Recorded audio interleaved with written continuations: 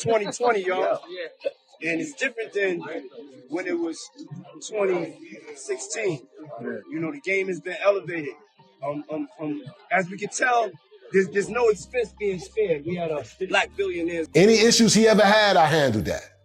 From reasonable doubt, when he sit here and tell you, my man got his side sprayed up on Uptown Block, that's me. That's me with this scar from here up here. So he never had no street issues.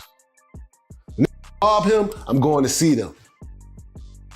You understand? When I go see them got me on the floor with the guns, surrounded with the guns to my head.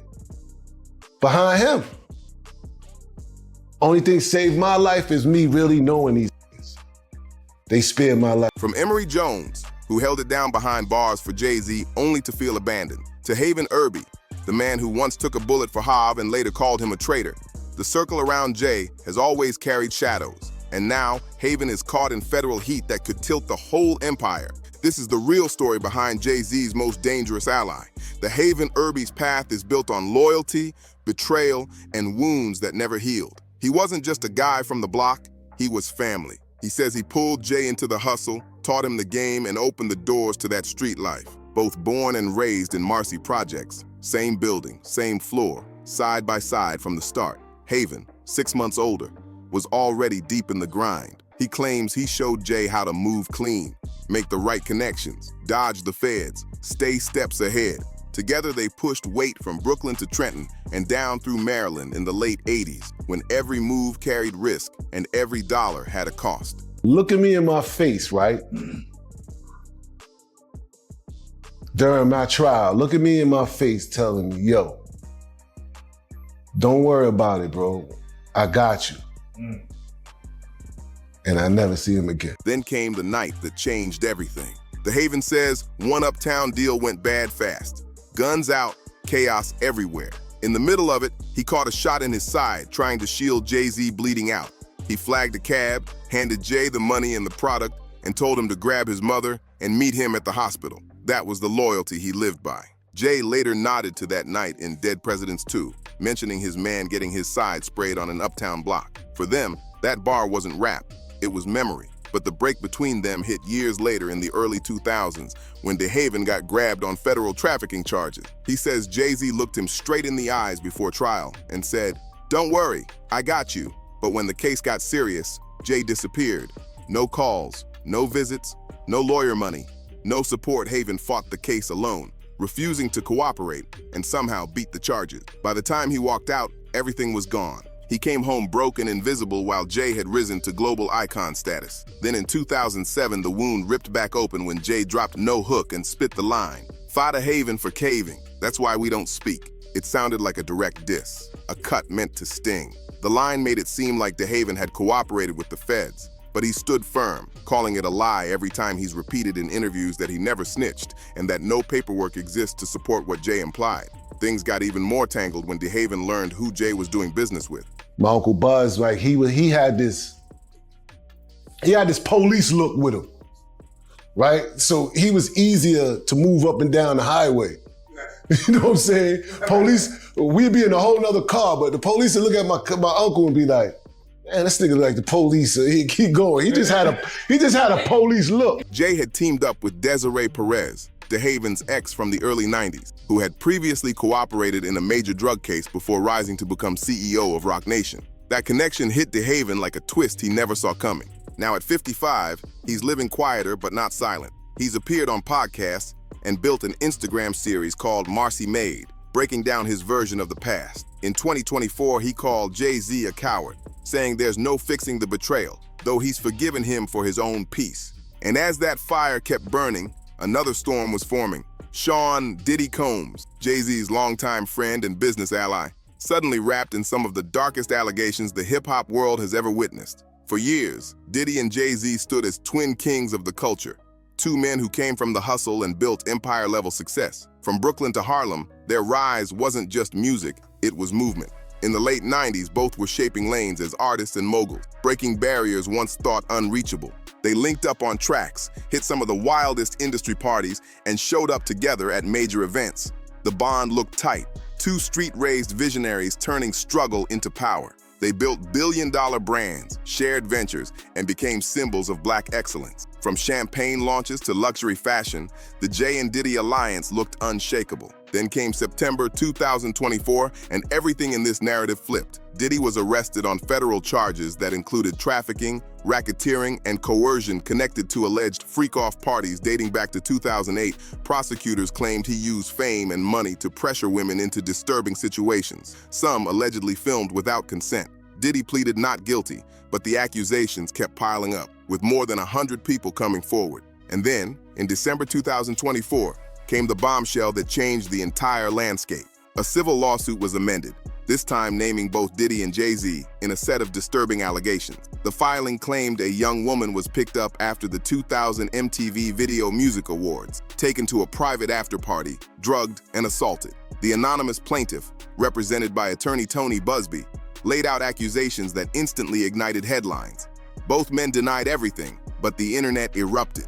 The industry froze, and the reputations of two of hip-hop's biggest moguls were suddenly in the crosshairs. As the lawsuit circulated, one claim said an unnamed female celebrity allegedly witnessed the incident but didn't intervene. Social media exploded. JayZ responded quickly, calling the allegations heinous lies and accusing Busby of using extortion-style tactic. His lawyer, Alex Spiro, filed an immediate countersuit, saying Busby had pushed for a secret payout to bury the claims. Jay refused to play along, saying he would never settle over what he called false accusations. He argued that paying hush money only encourages more people to target public figures. His stance was clear.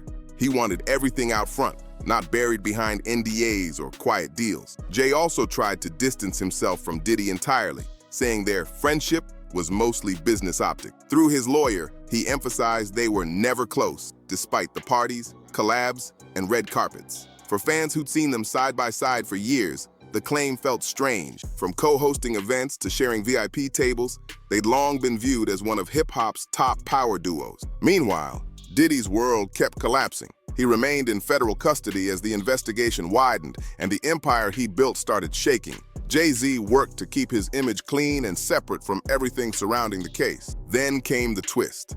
Emory Jones. Known for sharp suits and smooth talk, Emory met Jay around 1989 when both were moving through the Brooklyn and Jersey hustle. He wasn't just a partner, he was the strategist, handling logistics and distribution with a precision Jay respected. Jay admired Emory's business sense and street smarts so much that he immortalized him in Allure, praising his grind and loyalty. Emory was part of Jay's early inner circle when Rockefeller was forming, giving the movement the real-world authenticity fans connected with. His story took a sharp turn in 2003 when he received a 16-year federal sentence and was sent to facilities including FCI Fort Dix. But this is where his path splits from DeHaven's, because JayZ actually showed up. While many people disappear when trouble hits, Jay stayed in Emory's corner the whole way. He visited him, supported his family, and kept his name alive in music. Jay dropped subtle shout-outs in tracks, making sure the world didn't forget Vegas while he was away. It wasn't just lyrics, it was real support that held steady through the years. Emory has spoken openly about how much that meant, saying Jay's consistency proved their bond was genuine. And when 2019 came around and Emory walked free thanks to good behavior and sentencing reforms, Jay already had his next chapter waiting for him. He didn't return to the streets or start from zero. He walked straight into Roc Nation, this time as part of the executive team. Now in his mid-50s, Emory Jones is thriving. He leads Roc Nation's apparel division, overseeing major projects and shaping fashion moves. His biggest leap came with Puma, where he launched his own signature sneaker line in 2023, rare for someone who isn't an athlete or performer. Emory's story is about rebuilding and betting on your own potential. His project Bet On Yourself says everything. From federal time to global success, he turned his comeback into proof that second chances can build legacies. And when talking about JayZ's most defining allies, you have to mention the legend himself, the Notorious B.I.G., born Christopher Wallace. Before the fame in the corporate world, they were two Brooklyn kids chasing the same dream, carving out their place in hip-hop. Their bond mixed brotherhood and friendly rivalry, grounded in respect and pure lyricism. In the early 90s, Jay and Biggie were both rising, fighting for space in the same concrete jungle. When they linked for Brooklyn's Finest on Jay's 1996 debut, Reasonable Doubt, the chemistry was undeniable. The energy, The bars, the confidence. It was Brooklyn in its purest form.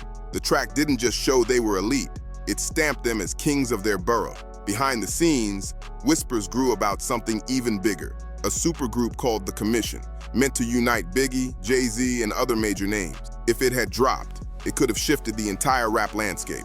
The streets were buzzing, fans waiting for a takeover that never came. As Biggie's fame exploded, so did the pressure. He'd already reached superstar status at Bad Boy, while JayZ was still grinding through independent Rockefeller industry chatter stirred the pot. Rumors of jealousy, friendly tension, quiet competition. Two top-tier MCs from Brooklyn chasing the same crown. Naturally, things got complicated. Then came the tragedy that changed everything. March 9th, 1997, the day hip-hop lost one of its greatest voices. Biggie was killed in a drive-by in Los Angeles after leaving a Soul Train Awards after party, only 24 years old, right on the edge of worldwide superstardom with Life After Death about to drop. The streets never stopped whispering after that night, and theories still circulate, often tied to the East Coast-West Coast feud that had shaken the culture for years. Biggie wasn't in LA chasing conflict. He was there to promote his album and push a message of peace. But fate had other plans. At a red light, shots were fired, and Biggie was hit before being taken to Cedars-Sinai Medical Center, where he passed away at just 24. The loss hit JayZ deeply.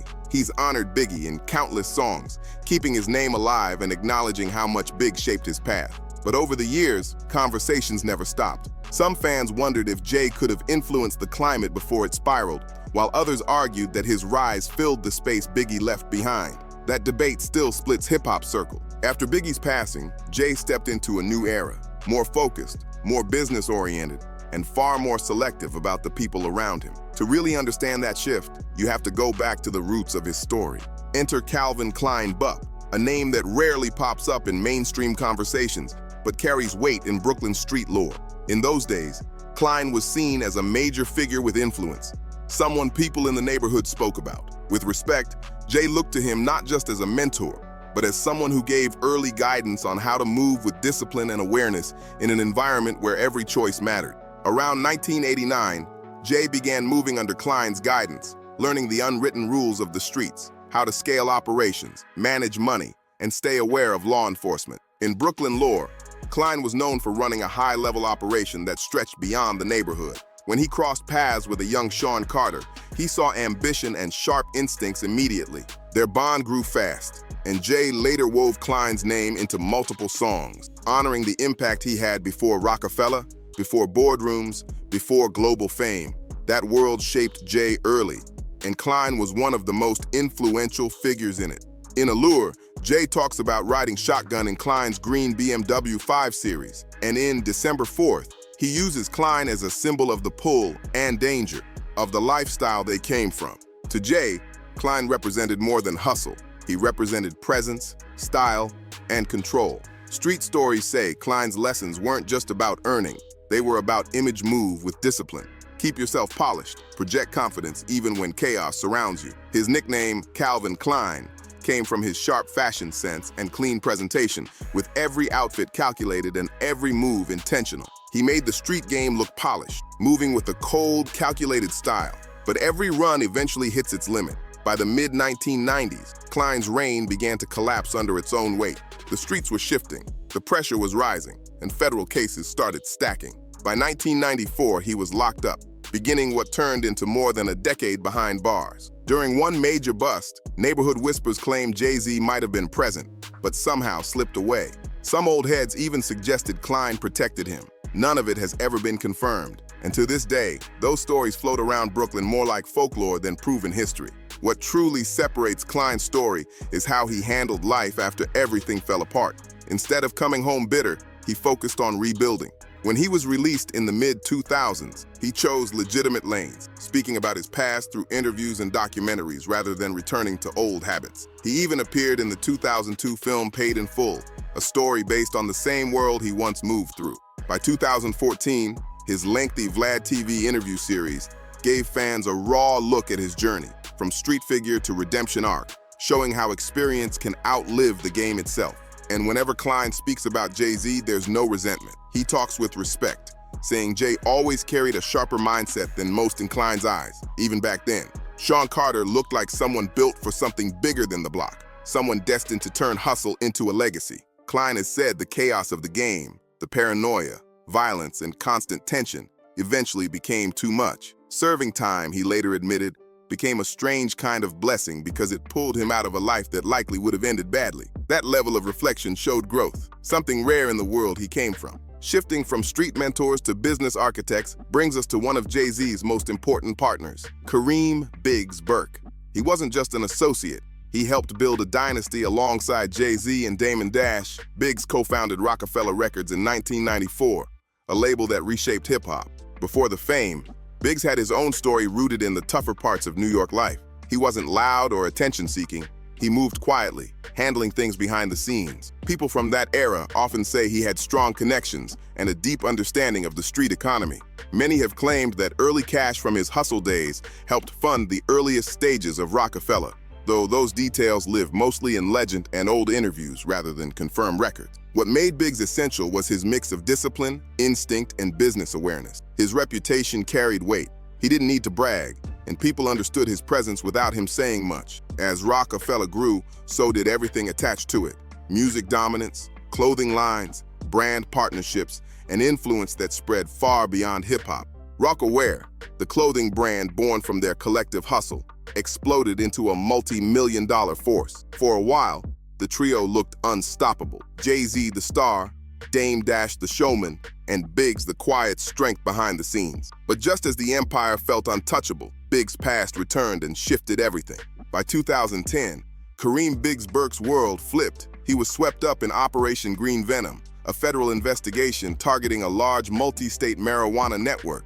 This wasn't small-scale activity. The case involved major distribution that had already been under surveillance. When authorities moved in, it happened fast. Biggs later pleaded guilty to conspiracy to distribute over 100 kilograms of marijuana, a charge carrying significant consequences. In 2012, he received a 5-year federal sentence, but instead of letting prison break him, he used it as a turning point. While housed in facilities such as USP Canaan, he experienced what he later called a spiritual shift. He found faith, began reflecting on the choices that shaped his life, and started focusing on the legacy he wanted to leave behind. When Biggs was released in 2016, he returned with a renewed perspective. In a 2017 Reddit AMA, he described his time inside as one of the hardest but most meaningful periods of his life. He said those years helped him realign his values, turning regret into direction and faith into strength. In later interviews, including his 2025 appearance on Drink Champs, Biggs cleared up one of the biggest myths about the Rockefeller breakup. He said the 2004 sale to Def Jam wasn't the dramatic fallout the media portrayed. In his view, it was a strategic business decision that made sense at the time, though the way it unfolded created tension among the founders. Now in his 50s, Biggs has completely reinvented himself. He's no longer the quiet figure operating in the background, but a grounded, wiser man who turned past struggles into motivation. His journey shows how real growth can begin once the noise fades. Today, he lives with purpose and perspective. He has stepped away from chaos and pours his energy into philanthropy, mentorship, and helping young entrepreneurs choose sustainable paths instead of risky shortcuts. He also launched his own luxury fashion brand, blending the sharp style he was known for with the discipline he gained later in life. His evolution shows what's possible when someone commits to change. And you can't talk about JayZ's most pivotal partners without mentioning Dame and Dame Dash. The co-founder who helped build the Rockefeller empire from the ground up. Dame may not have been a street figure like others in Jay's circle, but he brought a different kind of fire. Dame Dash was a hustler in every sense, born in Harlem, shaped by its energy, and driven to flip that mentality into business power. In the mid-90s, he teamed up with JayZ and Kareem "Biggs" Burke to launch Rockefeller Records, a move that reshaped hip-hop. Jay focused on the music, while Dame became the voice and engine of the brand, loud, bold, and unafraid to push back against the industry. He was the one storming offices, fighting for respect, securing deals, and making sure Rockefeller was treated like a major, long before it had major backing. Dame's relentless push helped turn the label from a risky street-level dream into a multi-million-dollar force. He locked in distribution partnerships, expanded into fashion, and helped build Rockefeller Films, turning the company into a full-blown cultural movement centered on independence. But beneath the success, tension was growing. By 2004, Everything shifted when JayZ sold his share of Rockefeller to Def Jam, and then accepted a leadership role at the same company the trio once fought to stay independent from. For Dame, the move felt personal. He viewed it as a break from the brotherhood they built together,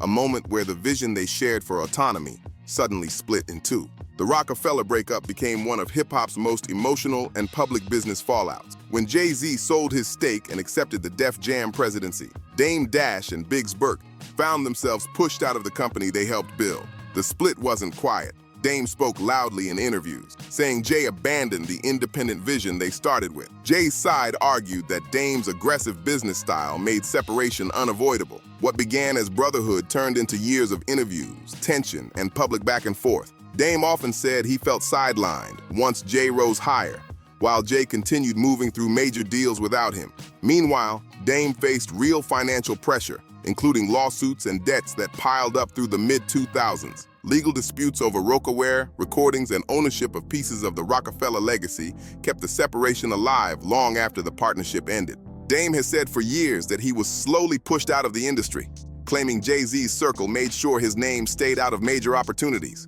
Even in 2024, Dame continued speaking on it, calling Jay ruthless and suggesting his influence quietly blocked deals. He described projects falling apart and communication going silent the moment people learned he was involved. In his view, it wasn't an official blacklist, just a quiet shutting of doors that kept him from rebuilding what he once helped create.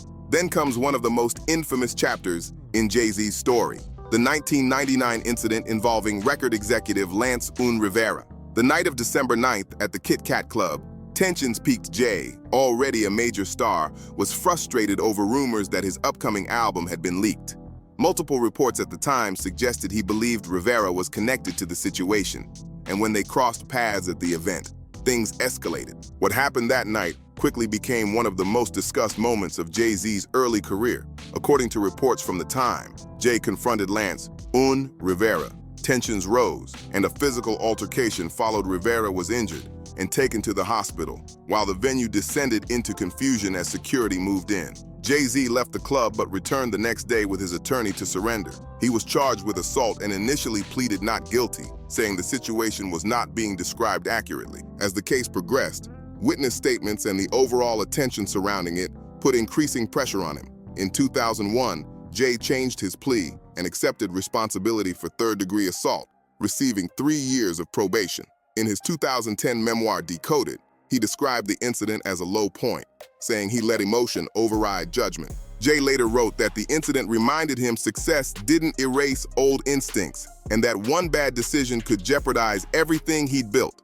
Rivera recovered and eventually shifted into film and entertainment work, but the 1999 confrontation remained a major moment in both men's histories. In 2023, Rivera publicly changed his original account, saying JayZ wasn't the person who injured him and suggesting Jay took responsibility for someone else. Versions of that theory had circulated among fans for years, even referenced in older diss tracks. Rivera has since said he made peace with the situation and understood the pressure surrounding fame at that time. As both moved forward, the event stayed one of hip-hop's most talked-about turning points. Now the story shifts back to JayZ's earliest days with Jaz-O, the mentor who introduced him to the craft long before the world knew his name. Jaz-O was the foundation. In the late 80s, he was already gaining traction in New York's underground when he met a young Shawn Carter battling on street corners. Seeing potential, Jaz took him under his wing, even giving him the stage name JayZ. He brought him on tour, including a 1988 trip to London,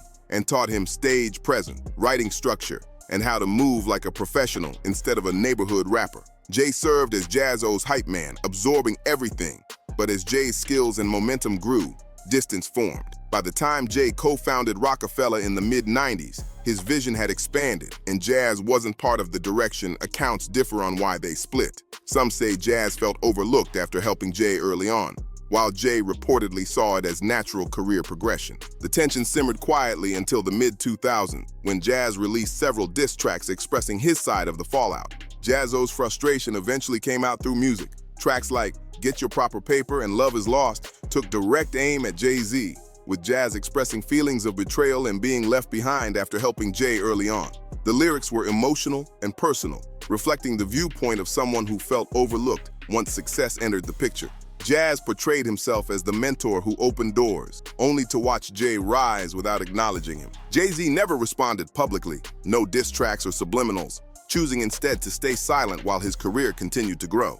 Over time, what hurt Jaz even more was the sense of being erased from the narrative. Jay rarely mentioned him in interviews, even when discussing his early development. Today, Jaz-O still releases music and appears in interviews, but his role in JayZ's origins is often overlooked, a reminder of how quickly history moves on. Calvin Uncle Buzz Klein was another name woven into the early street-era stories surrounding JayZ. Known in Trenton, New Jersey, and connected to DeHaven's family, he was described by those around him as someone who didn't fit the typical street image. Clean-cut, calm, and able to move without drawing attention. That unique presence reportedly made him valuable during the crew's early 1990s activity in Trenton. According to DeHaven, the family house where Buzz lived became a kind of base during Jay's early years, long before fame, when he was still figuring out how to turn hustle lessons into music success. Buzz was often spoken of as one of the silent contributors, the type of figure who influenced the environment but never appeared in the spotlight. These are the lesser-known stories behind JayZ's rise. If you enjoyed this deep dive, be sure to like the video, drop a comment, and share it with someone who'd appreciate the history, and hit subscribe so you're here for the next chapter.